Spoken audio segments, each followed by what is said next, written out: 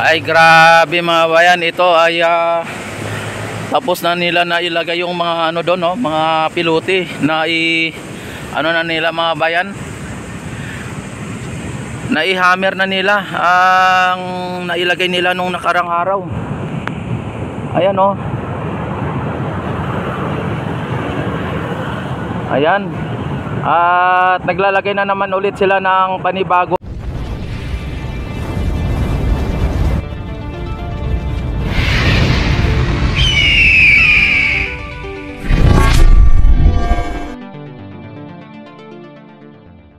Yung panibagong ano tawag nito, yung steel beam, para sa ganon ay bali guide na naman ulit ng panibagong gagawin nilang esplanade o gagawin nilang patayuan ng pilote.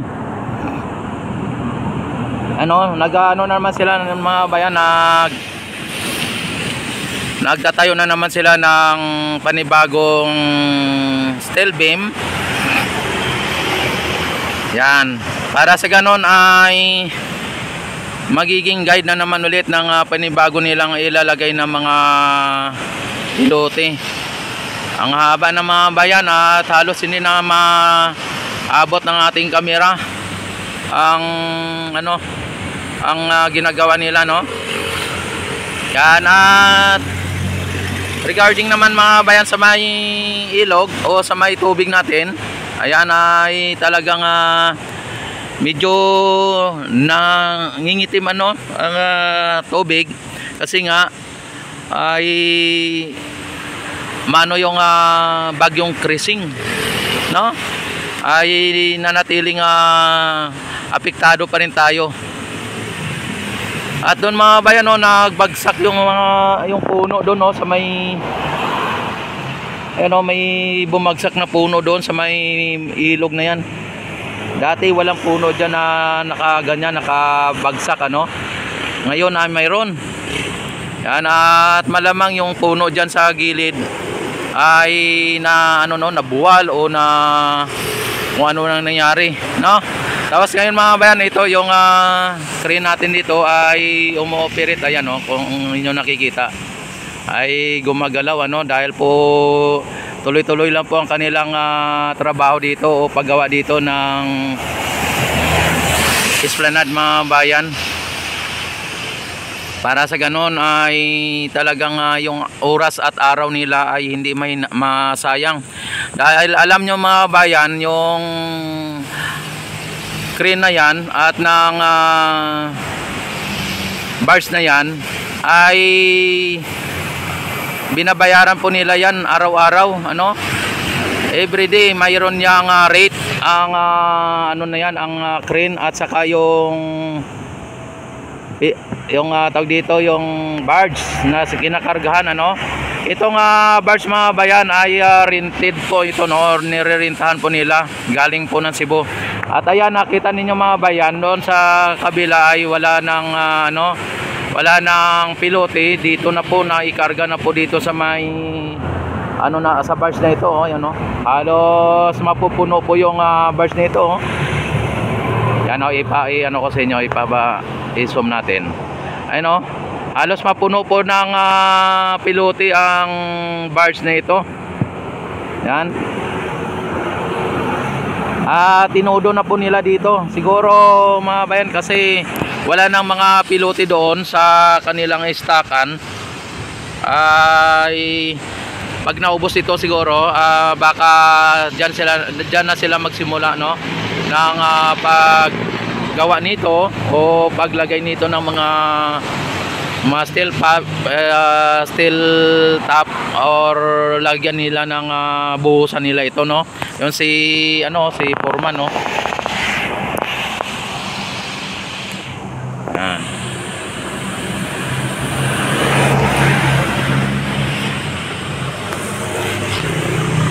Ayan, doon sa, no, oh. At nakita naman ninyo mga bayan ang sitwasyon sa ngayon ay ayan, oh, biniti na yung siglit lang, ha. Inano yung bakal mga bayan, no?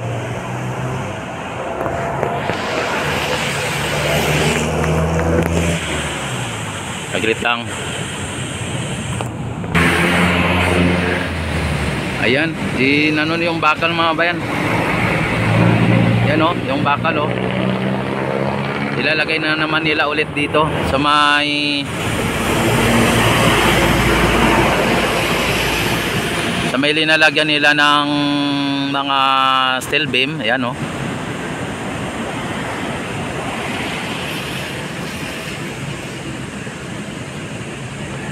Ayan. Pagdating ng sa sunod na araw mga bayan, na makita ninyo hindi na steel beam ang nakatayo dyan, kundi ang pilote nito, katulad nito mga pilote na nakatayo dyan.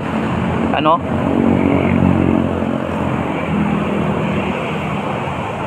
Yan. Napagtanto na natin mga bayan na ang itong ano na to, yung platform na to na dati ay hindi natatanggalin, ano, at nanatiling nandyan. At ito ay babaguhin na lang siguro ang disenyo o ano ba ang gagawin nila dito. O ano nila, i-uniform nila na katulad nito din, no? Yan, at kung ilalagay nila yung railings na yung bakal na yon, yan sila na po ang bahala dyan. Basta tayo ay nag-update lang po tayo dito at maihatid ko sa inyo ang tamang mga ano dito, mga update dito o ano po ang mga ginagawa dito, no? Yan, hindi lang tayo maka-advance ng katanungan doon kasi hindi naman tayo makakapasok doon. At ang ano kasi bawal kasi po yan kung tutusin, bawal po mag ano diyan, mag live, mag video, bawal po diyan kasi ang ano diyan ay private po ang gumagawa, ang contractor diyan, private. Kaya pinagbabawal po nila yan pagka mag ano tayo, mag vlog, ano. Kaya lang, dahil po mga kaibigan po natin ang mga nandyan, yan, shoutout pala sa namumuno dyan, ano, at lalong lalo na sa kay Sir Charles, ano, yan, at sa lahat-lahat ng mga bumubuo ng DSOD, yan, kay Akusar, si Akusar, ayan, at sa kaya engineer, ano, kaya engineer, architect engineer BG AG, yan. Yan, kaya ano din, kaya foreman, no? Shout out din po sa lahat-lahat ng mga ano natin, mga workers natin dito sa DSOD ay miga love shout out ng bunggang-bungga sa inyo. Yan, at mabuhay po kayo hanggat gusto nyo. Yan.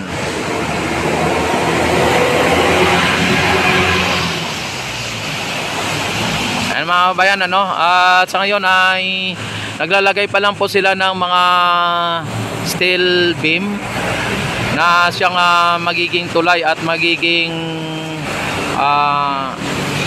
guide ng pilote na kapag ito ay kanilang inilagay o kanilang itinayo ang pilote ay tiyak na diretso o tuwid ang kanilang paglagay, ano, dahil po sa guide ng mga steel beam na yan. Ayan, at napakagaling, napakatalino idea, no? Ayan, at panatilihin po ninyo naka-subscribe sa aking YouTube channel. I-click nyo na rin po ang notification bell. I-select nyo na rin po ang all. At para ma-notify agad ko iting ako'y mag-live, mag-upload, mag-update dito sa may Ilog Pasig Esplanade sa ginagawang proyekto ng ating Pangulo, ang PBBM, Pasig Bigyang Buhay Muli.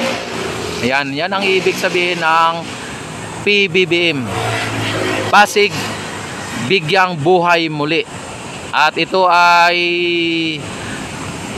ano po no, sa ating First Lady. Ayan ang First Lady natin ang may siyang ano nito, gawa no o project ng ating First Lady na buhayin muli ang ating Ilog Pasig. Siyempre, support po ng ating Pangulo.